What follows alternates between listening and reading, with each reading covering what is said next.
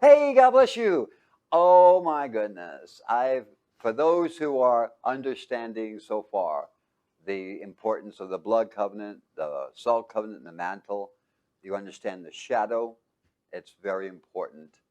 But what is not understood is there's a difference between information and knowledge. Information everybody has, but knowledge is totally different. Knowledge is something you gain so that you can apply and gain wisdom. Information, there's nothing you can do. The only thing that you can do is have an effect and control that which God puts in your hands.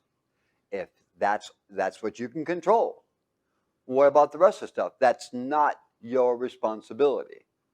What your responsibility is to maintain your relationship with God and then bring that greatness of God's presence, knowledge, and wisdom into your realm that you control. That's what being a Nazir is all about. When you understand that, it makes a lot of sense. Just like a teller being in a bank, she has responsibility for every money that's put in her hand, but it doesn't mean it's her money. But as long as she does it and she treats it with the respect as the head of the bank would, then she will do just fine. God requires us to be the best stewards we can be. So how's our stewardship? The key is, do we have a lot of information or do we have knowledge? Information is irrelevant. What are you going to do with it? It's just information. We all know that there's, 24,000 at the equator, 24,000 miles of the equator, and what do you do with it? There's nothing you can do with it. It's just what? Information. But if you know that you're going to be living on the equator, wouldn't it be nice to know that you're always going to be in a zone where it's always going to be warm? Or if you're going to live in the Arctic, wouldn't it be nice to know that there's 6 months of night and 6 months of day? So yes, information is important, but if you can't use it, what value has it? But if you have knowledge that you're going to go there, now you need as much information about that subject. Now you can put it together and take the right action. Now, this is about the fearful, the fearful and angry almonds. And I have those in my hand. You may not see them right, but these things are deadly. These are the almonds, right? They're just almonds. They are fearful and deadly, right? This causes more problems for people than anything else. Now you may say, well, Frank, what does an almond do? Well, almonds, they are not really, the word is a Greek word, which means almond. And the amygdala is what we're talking about. You have two amygdala that are called, the amygdala means almond, and you got two of them. One just underneath, below, and to the middle of your head. That's the almonds. Like, okay, what is this all about? Because this is the greatest enemy to God and the greatest enemy to you. So let me give you an example. When we first moved up to Alpine, I decided that I was going to build myself a little workshop, right, so that I could be able to do most of my work at home. So we got this big trailer, we moved it in place, and it was kind of nice, and then we were staying in the house, and then all of a sudden we heard this noise. It was really scary, unnerving. It went kind of like this.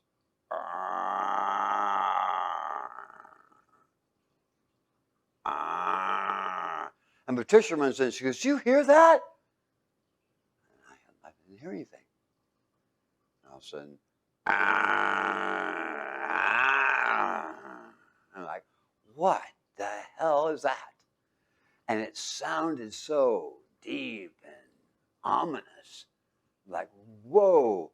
Of course, I didn't have my sidearms, so the only thing I had was my wakizashi, which is a short blade, Japanese short blade. So I grabbed the wakizashi as well, and obviously it's not a person, it's just an animal. I'll be able to take it out. And as I stepped in toward the van, into the trailer, I stepped into it. Just as I stepped onto it, I'm like, oh boy.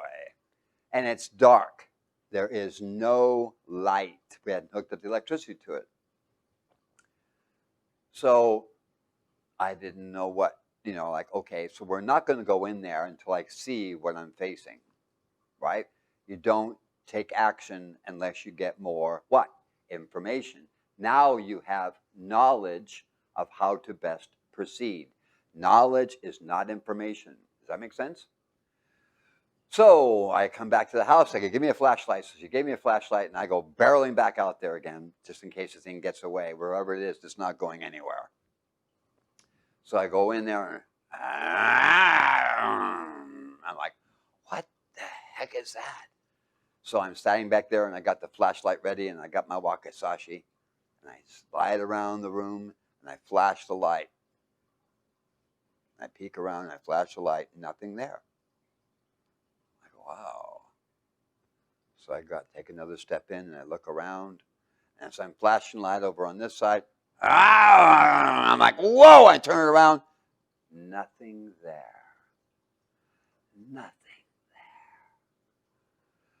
there. I can't tell you what's going on in my breath is fast, my heart's beating, my temperature, my eyes are dilated. I am ready for action, and there's nothing there.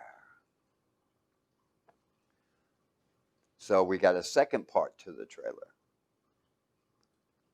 So I move closer to that, and I slide to the side, try and flash my light in there. Nothing showing. And I take one step around, and I look around. I'm like, look, and I hear where it's coming from. I point down. It's a little frog. It's a little freaking frog, like freaking that big, like that long. And it's got this big throat. And I'm like, oh, man, I freaking chased him around that room, got his ass. Well, I got the whole frog, pulled him outside. I go, this is the little culprit. And I showed it to Patricia, and she goes, no way. Sure enough, that was him. All that stress, all that fear, all that anxiety was for what reason? A little frog. A little bitty frog. A little frog so small that it could stand on your thumb. This is the most insulting thing you can imagine. What's the problem? These things are insane. These are what is called the amygdala. Not these are almonds, but the word amygdala means almond in Greek, ancient Greek. So where are these located at? Well, they're located right behind your eye. If you can see that. The amygdala is right there. There's two of them, one behind and below each eye and to the middle of your brain. That's the monster. This is where you get your fear from. A sound, a smell, a sight will initiate this to track it, to watch it. If you hear something like a little rattle shaking, and it goes, shh, with that, it's just a rattle, unless there's a snake attached to it. So when you hear something that is a little bit unnerving, it doesn't go, everything you hear, you feel, you sense, you smell, you taste, it doesn't go smell, sight, hearing are the most intense. They go through this little guy first. And the amygdala is attached to the hippocampus. And the hippocampus decides what to do. Has nothing to do with the cerebral cortex. Nothing whatsoever. It hijacks it. It determines what you do. Whether you are scared, whether you're afraid, whether you run, whether you fight, it's all in there. They took an experiment where they took a mouse and they removed his hearing ability to hear in his sleep, in his cortex. So the audible cortex was removed, but the hippocampus inside the mouse immediately responded. And there's no way it could hear it. It was first there was a sound, and then when that sound, there would be a shock. Then the sound and the shock. Well, they didn't have a audible cortex, so there's no way he could interpret that sound. But the hippocampus could. And so immediately the amygdala picked it up, transferred it to the hippocampus, and immediately they responded, even though the brain never heard anything. So people say, well, I'm in control. No, you're not. Everybody has two brains. You have that which goes all the way back to that all animals have, which is the hippocampus, the thalamus, and the amygdala. All animals have it. It's what they do. That's how they respond. That's how they keep themselves alive in terms of a threat. Like Patricia walked outside and there was a rabbit and he stood perfectly still. Didn't move. Basically saying, you don't see me. Jedi Knight. I'm not here. But they'll do that. And then if you go toward them, then they'll run. So it's that memory that's put into us. Now, how do you overcome this? I mean, have you ever done something stupid? Okay, maybe you haven't. But majority of people have done something stupid. Something happens and they react dumb. You ever been in a skid? What do? You're driving your car and it goes into a skid. What do? You try and turn yourself off and it just makes the car spin. So you have to train yourself. Don't do what your hypothalamus tells you to. Don't immediately respond to something that you're unfamiliar with and respond. You need to be able to practice and prepare and teach the hypothalamus. Don't let the hypothalamus and amygdala tell you what to do. Fear is when people do absolutely nothing. A deer in the headlights. You ever seen that? You're about ready to hit a deer and he totally freezes. What's causing him to do that? His amygdala. So when people say, I'm the most practiced martial artist around, and there was a guy that was the top martial artist in the world, and someone went and robbed him, held him down at the ground. His amygdala was in charge, and all his training was gone. You've got to get to the point where, because training in a gym is not the same thing as being in the street and having your life threatened. Everything changes. So when we're talking about the amygdala, that which is attached to the hippocampus that goes all the way around, and it works with the thalamus and the hypothalamus. But all those designate whether you are afraid, whether you are angry and full of anxiety. That's where it comes from. So these little almonds, the amygdalas, have gotten you and I and 98% of everybody in the most trouble, especially those in prison who were caught in a situation they weren't expecting and they did something stupid and now they're in prison. Reacting without practice and preparation, it can cause major problems. They were on in the military, the boot camp they send people to. They have live action sound, guns going off, and you have to practice in the midst of absolute chaos. And they said it's over stressful. No, combat's far worse, but at least you get them conditioned for it so you get it built into their what? Cerebral cortex or what? The hippocampus, right? Which is the final component here, the ruler of it all being the amygdala, the fearful almonds. Okay, so in the military, I was sent to what was called the SEER school. SEER school is where they capture you and you don't even know, and you go through this. I didn't go through the whole 2-week one. I went through the 4-day, but beside the point. They treat you as if you are a prisoner of war, and they torture you and they make life miserable for you. But why? So you can experience it. There's no doubt you experience it.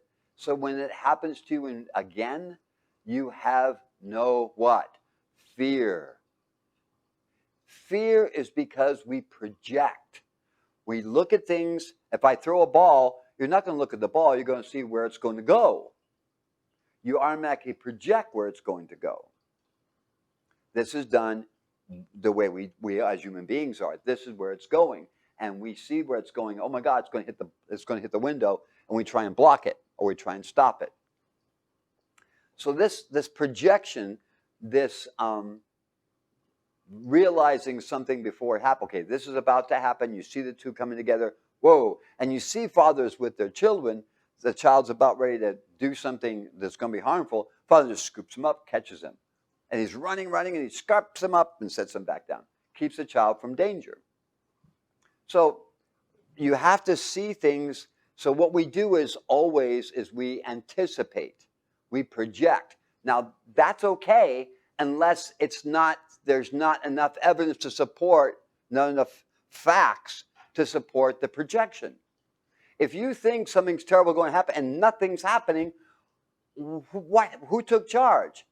You got hijacked by your amygdala.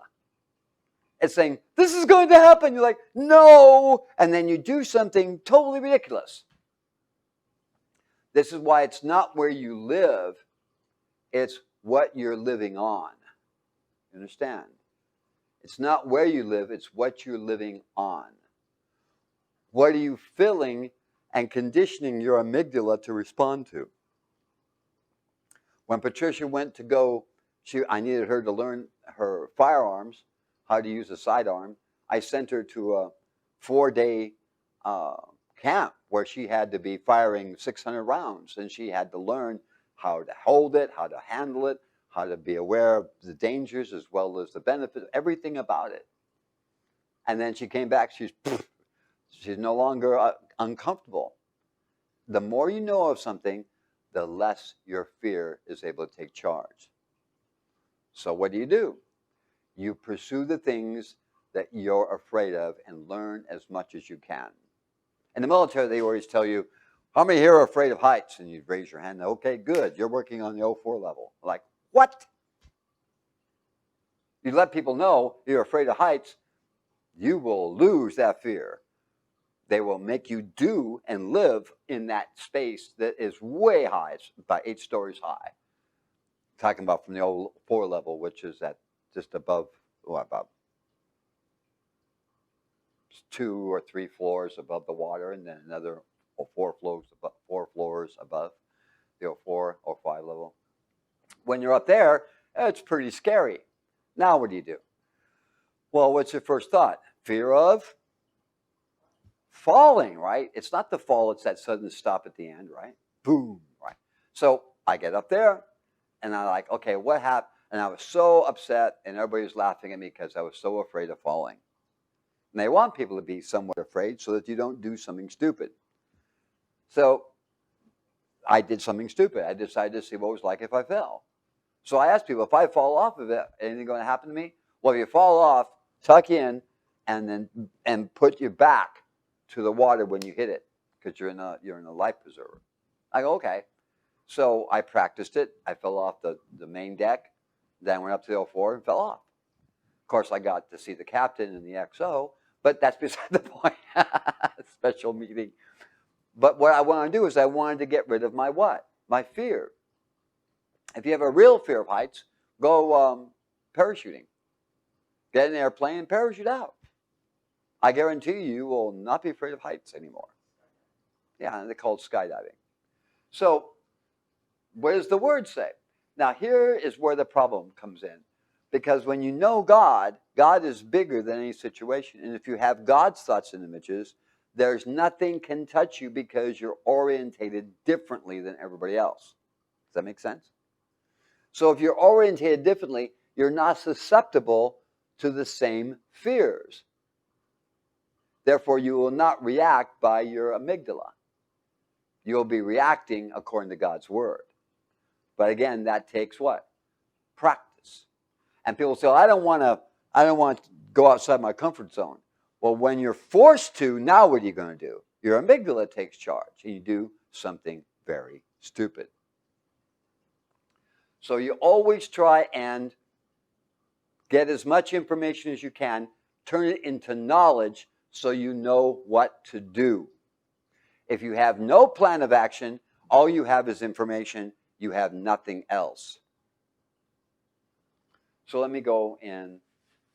Now I had a person who was taking EMT, emergency medical technician, and everything was fine, top grades, until someone was in the midst of them dying. And guess what happens to all your knowledge? It goes poof. And you sit there and you're stunned, just like a deer in the headlights. You have to practice and practice. So when it happens, you respond with that. So you control your little almonds. You control your almonds, okay? Your amygdalas. Don't let these little guys look, they're so tiny compared to your brain. Maybe not according to mine, but but at least you understand, don't trust these little guys. They're for you to either fight or run like hell. That's it.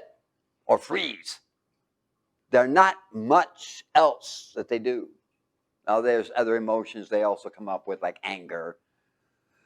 Have you ever got angry and hit something? Like, you ever done that? What did it do to you? Nothing.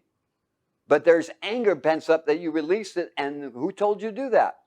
Who directed that? You didn't sit back and say, I'm so angry, I'm going to hit something. What should I hit? No, you just react. Now, people think that's either silly or it's stupid. And what caused it? Almond joys. Amygdala. Amygdala watches for anything that's going to be dangerous. It's always on the lookout for dangerous. And when it finds danger, it absorbs more and more to verify that it's dangerous. Now, the problem with this is that mankind never had videos where you are watching video after video of destruction and death and fire and we go, oh my God, what am I going to do? Well, it's not happening in your house. It's not happening on your block. It's not happening even in your city. What are you doing? So this is happening in Bombay, India. So what? The problem is, you see one in Bombay, you find another one in Bangladesh, and you find another one that happened in Oregon, and you go, oh, see, the whole world's in flames. No, there's 7 billion people. How many were there? So there's 10 there, 6 there, 12 there. Compare that to 7 billion people. I don't think the world's in flames. That little frog that scared the living daylights out of me is not a threat. What made it so threatening was not the information I had, but my little almonds, my amygdalas. They think they're protecting you. They're going to make your life miserable.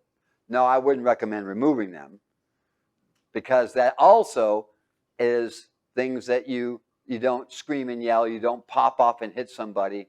You don't do things. Things that you don't say things like a job interview, because the amygdala keeps you in check of what you're supposed to do.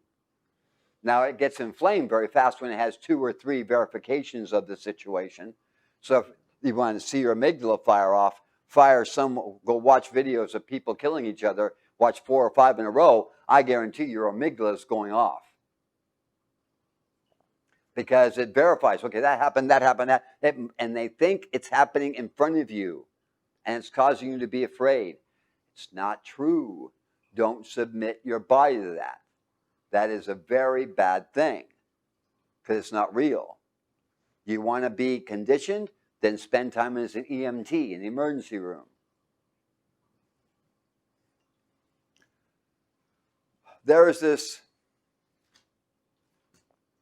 phrase in Timothy. Let's go to 2 Timothy 1:7. And everybody quotes this, but it's not knowledge, it's information. They keep telling themselves, I don't have to be afraid, God's with me. I don't have to be afraid that God's with me. But that's not the same thing. Because the subject matter here is it's written to Timothy. Timothy was committed to, practiced, studied, and acted on God's word for several years. He was experienced in aligning his thoughts and images with God. He was experienced in walking in the shadow of God.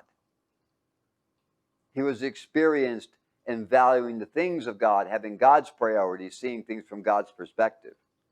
Therefore, because if you read this in context, in 2 Timothy 1:7, verse 6, wherefore I put thee in remembrance that thou stir up the gift of God, which is in thee by putting on my hands. For God hath not given us the spirit of fear. So now he's talking to Timothy as a leader, as an apostle. For God has not given us, in context, leadership, specifically apostles, the spirit of fear. Now that is Delia. Now Delia is not fear as you and I think, because the Bible refers, when people translate the word yade and a few of the others, they look at it as fear as being when the policeman says pull over, immediately you have, he's not going to shoot you, but you have respect and reverence for his position. So he says pull over, you don't go up yours and keep driving, like that idea. You pull over, keep your hands on the steering wheel, make sure that he sees it, tell him that where your driver's license is and insurance, and give it to him. He has the right to that. All right. Wherefore I put thee in remember, okay, verse 7. For God has not given us the spirit of, and that's not the word fear. That's not phobos. That's the word Delia. Well, what's Delia? Delia is cowardice. It's cowardice. That little frog caused me to be a coward. I feared something I should not. What made me do it? The magic almonds. The amygdala. It overruled my brain and took charge. And I was afraid of a little frog. What was wrong? I didn't have enough information. I only had the sound. You can't do that. You got to find out, get as much information before you react. Once you seal it with emotions, it's as real can be, even though it's not. I could have been facing a bear. I didn't know. But my imagination, my little almonds here, decided to give me the images of a big bear. And the more I thought on that big bear, the more I was intensely focused on killing a big bear. And I was acting like a coward. To a bear? No, to a little frog.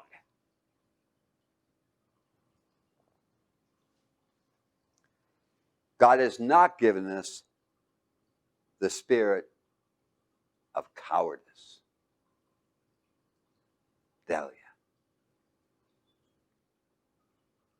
What causes fear? Lack of knowledge. My people are destroyed for a lack of knowledge. Not information, knowledge. They don't have enough knowledge to make the right decisions. They have no experience. You take knowledge, you apply it, you gain what? Wisdom. And you don't fall for BS. You don't fall for trivia. You don't fall for little frogs who you think are going to kill you. Is that making sense? Watch out for these things. Don't let them rule. Don't let these things rule. The magic almonds who will make you terrified, make you afraid, make you angry and scared, filled with anxiety. Put yourself in a situation, train yourself to act on the greatness of God's word. Now let me take you into Psalms. Psalms 91. It's right before 92. And it reads as follows. He that dwelleth in the secret place of the Most High shall abide under the shadow of the Almighty. We're in Psalms 91, verse 1.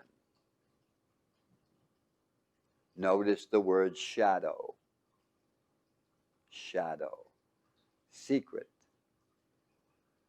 What is it talking about? Have you ever imagined being someplace and you spend a lot of time thinking about it, and the more information it is, the more you populate it, the more you fill it out, the more details you put into it? You see, you and I have memories, and these memories are from emotions. Emotions is where your hippocampus comes in. Hippocampus takes emotions and situations and merges them together and puts it in the cerebral cortex. So you have all the things you remember are all positioned there in long-term memory by emotions. You don't believe me? Everything you remember is through emotions. How many Christmases have you had? How many presents have you gotten in your life? What ones do you remember? The ones that are attached with emotions. Yes or no? Okay, so here we go. If you spend your time in God's thoughts, God's images, God's priorities, if you see from God's perspective and value what He does, then you are in the shadow of God. Just what Paul was referring to Timothy. I will say of the Lord, He is my refuge and my fortress, my God, in whom I will trust. You can either be in the fortress or outside of the fortress. If you're in the fortress, nothing can touch you. You're outside the fortress, it ain't going to work. Surely He shall deliver thee from the snare of the fowler and from the noisome what? Pestilence. He will deliver you. How? He will direct you. Why? Because you have His thoughts, His images, His priorities. You value what He values. You got it. He's with you. He will not let anything touch you. Look at who are the people you love the most? The ones that think like you, have your value systems, see from your perspective. Those are the people you value. The people who think you're a stupid and a fool, people who contradict you, people who hate you, you don't really spend a lot of time thinking about them. Who are the people you spend the most with are those who value what you value. So it is with God. He shall cover thee with His feathers, and under His wings shalt thou trust. His truth shall be thy shield and what? Truth. Not facts. Truth. Imagine that. A fact is a partial truth. A truth is irrelevant of facts because it's always the same all the time, no matter how you glimpse it, no matter from what angle. Thou shalt not be afraid. That sounds like a commandment. No, it's this declaration of truth. You don't have to be afraid. You need not have your almonds in charge. You keep them under what? Control. You take on the challenges, you take control of your amygdala. You train your hippocampus. So immediately you start to feel that rush and that, and your heart starts beating fast and your eyes dilate and you start sweating and your mouth gets real dry. Now what? What's going on? Your body's preparing for either run like hell or fight like hell. That's not what we're talking about. Just to stay even. Stay totally calm. Where's God? Where's your heart? Where's your soul? Where's your mind? Do they line up with God? Or are you just saying that? Are the verses only information or are they real?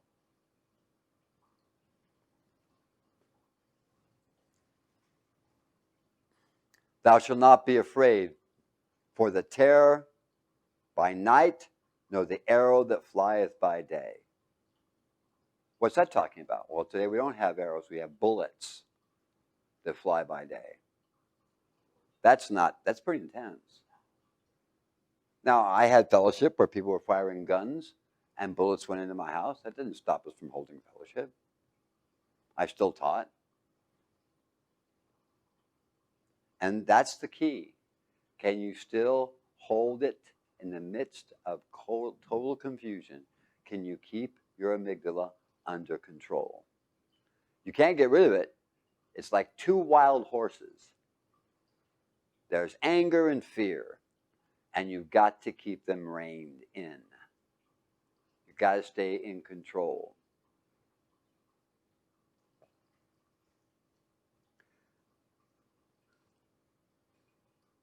Nor the pestilence that walketh in the darkness, nor the destruction that wasteth at noonday. Doesn't matter. Where are you? Are you in God's shadow? Are you in his fortress, or do you step outside of it? Does God's shadow overshadow you? Or are you alone? Choice is always yours. God will not have you tempted above which you are what?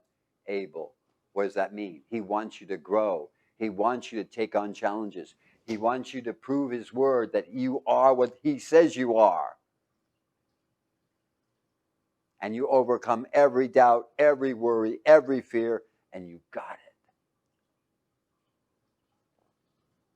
1,000 shall fall at thy side, and 10,000 at thy right hand, but it shall not come nigh thee. Wow. Are there any examples of that in the Word? Yeah, a whole bunch of them. Have I experienced it personally? Yes. But it's not me, nor them. It's you. You've got to see it. You've got to experience it. You've got to take care of the almonds, your amygdalas. You don't, these little things will take care of you.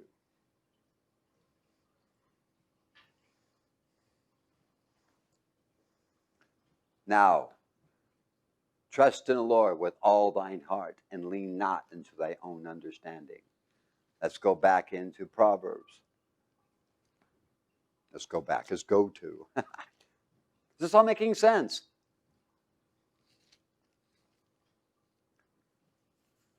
People say, well, just keep practicing, keep practicing. Without a meditation, without an image in your mind, it is of no value because it's not real. You can synthesize whatever reality you want, but the Word of God is real despite you can't see anything. People say, well, how you can do that? Don't you visualize a virus without seeing it? You believe them when they told you, yes, the whole world is in a pandemic. Well, excuse me, got a small problem here. The pandemic, the virus is everywhere. Really? Where? How many people have died? Who are they? Where were they? Did it come near you? Who you've seen that died from the pandemic? Do you know anyone who's died from the pandemic? 7 billion people. How many have died? How many have died from auto accidents? Over 100 times more than have died from COVID. I would suggest getting rid of the automobiles. That's a real pandemic. All right, to Proverbs chapter 3. I'm not saying there isn't dangers. I'm saying don't focus on them. God will tell you, direct you, assist you, and help. He doesn't want you sick if you're valuable to him. But if you have no value to him, why should he take care of you? He's not Adonis. He's not a Greek and Roman God. He's the God of the Bible. What happened when Israel left him and went on their own way? Is this making sense? Trust in the Lord. Chapter 3, Proverbs. Verse 5. Trust in the Lord with how much of your heart? All. Why does it say all? Why not just a part? Part's insufficient. Totally void. The word all is there. What's heart? Your perception of reality. You perceive a virus. Did you see it? Or did you perceive it? You perceive that the whole world is sick and dying. Is it?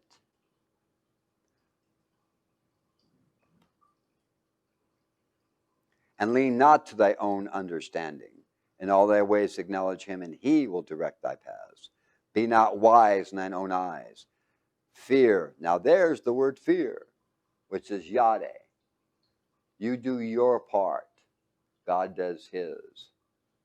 You take the responsibility of being God's Azir, overseeing, directing, influencing that which is around you, what you can take care of.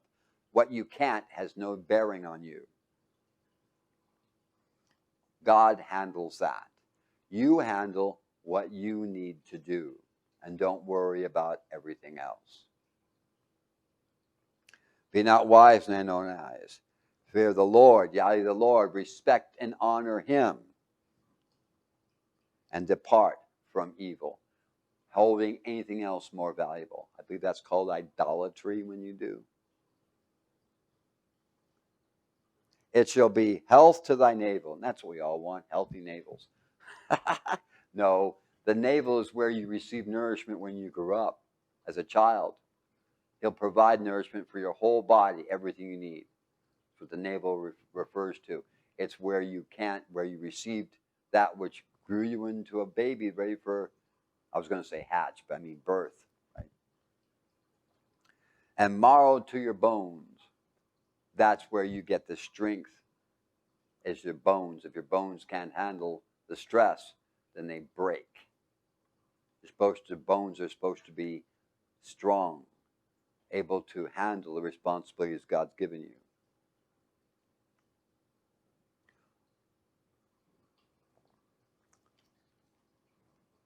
God has not given us the fear, the cowardice, not given us the spirit of fear. That word fear is cowardice. He has not given us cowardice. So if we got cowardice, where does it come from? Lack of knowledge. We got insufficient knowledge. So when someone has fear of a stupid little frog, what's the problem? They lack what? Knowledge. I had a lack of knowledge, and I was filled with fear. I was ready to fight. And why would I come after a little frog with a Japanese wakizashi? That's called being a coward. Don't suffer from lack of knowledge. Don't suffer from having your almonds take charge. That's nuts. Stand in the midst of adversity and be a more than conqueror. You are God's what?